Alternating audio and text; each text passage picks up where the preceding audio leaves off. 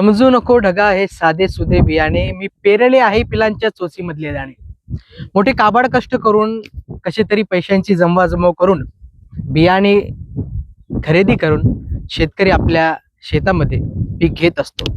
परंतु अनेकदा असं होतं की निकृष्ट दर्जाच्या बियाणांमुळे पीक उगवतच नाही, उत्पादन निघतच नाही आणि त्यामुळे शेतकऱ्यांच्या समोर असणारी ही संकटांची मालिका थांबता थांबत नसल्याचं हे दरवर्षी दिसतं.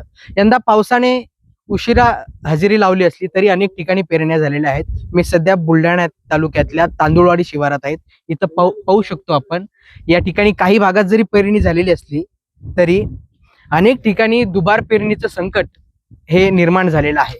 आणि या दुबार पेरणीच्या संकटामागचं कारण केवळ आणि केवळ इतके शेतकरी हेच सांगतात की निकृष्ट दर्जाच्या बियाण्यामुळे दुबार पेरणी करावी लागत असल्याचं शेतकऱ्यांचं म्हणणं आहे. हे सगळे पीडित शेतकरी आपल्यासोबत आहेत, त्यांच्याशी बोलूया. दादा, आधी तर सांगा, किती एकर शेती आहे, कधी पेरणीला सुरुवात केलेली होती आणि काय अनुभव आला आता? माझ्याकडे टोटल 3.25 एकर जमीन आहे इथे. मी दिनांक 30/6/2026 रोजी शेताची पेरणी केली होती. त्याच्यानंतर 5-6 दिवसामध्ये आजूबाजूचे शेतकरी जे त्यांनी माझे शेत बघितलं, ते शेत उगलं नाही. पण मी जवळपास 6 तारखेला शेतात येऊन बघितलं. शेत उगवलेलं म्हणजे कुठं मोठं उगवलेलं होतं, कुठं सडलेलं होतं.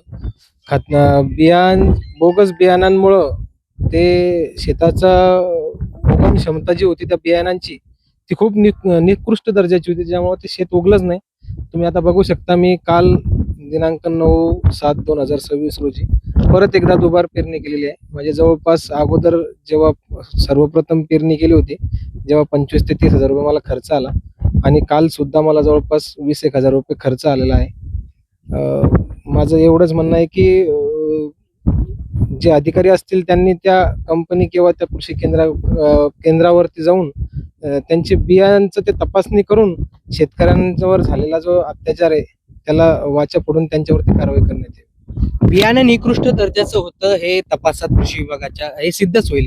परंतु जेव्हा तुम्ही बियाणं खरेदी केलं त्यानंतर पुढे संबंधित कृषी सेवा केंद्राला तक्रार दिली का? त्यांनी तुम्हाला काय उत्तर दिली, ते काय सांगाल त्याचा अनुभव? मी इथून पाहिल्यानंतर परत ऋषिकेश कृषी केंद्र जिथून मी पीक खरेदी केलेलं होतं त्यांच्याकडे गेलो.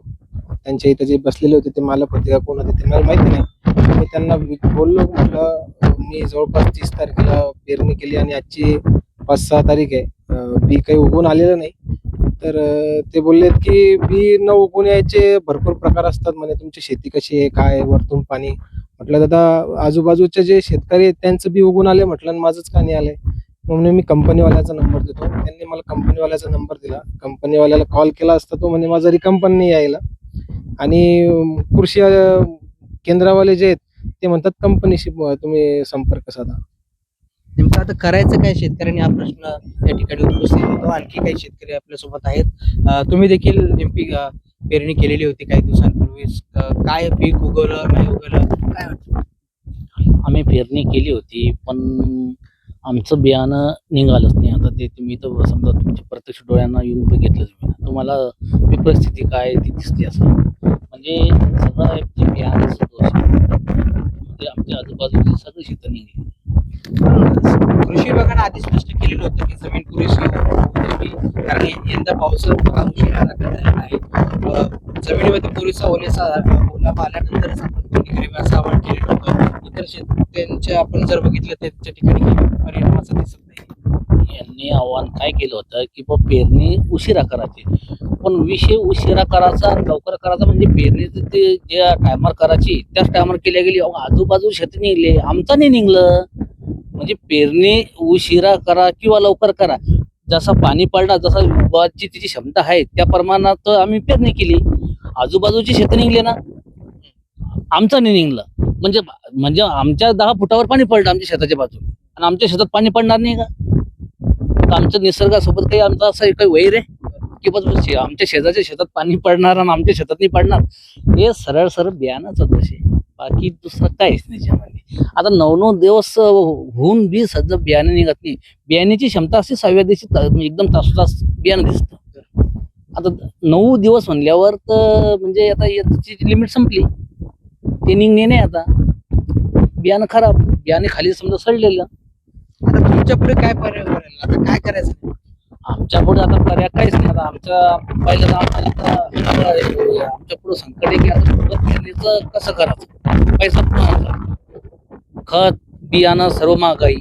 पहिलेच आमचे 50-40 हजार रुपये बसले त्याच्यावर. आता परत तेवढे पैसे कुठून आणायचे?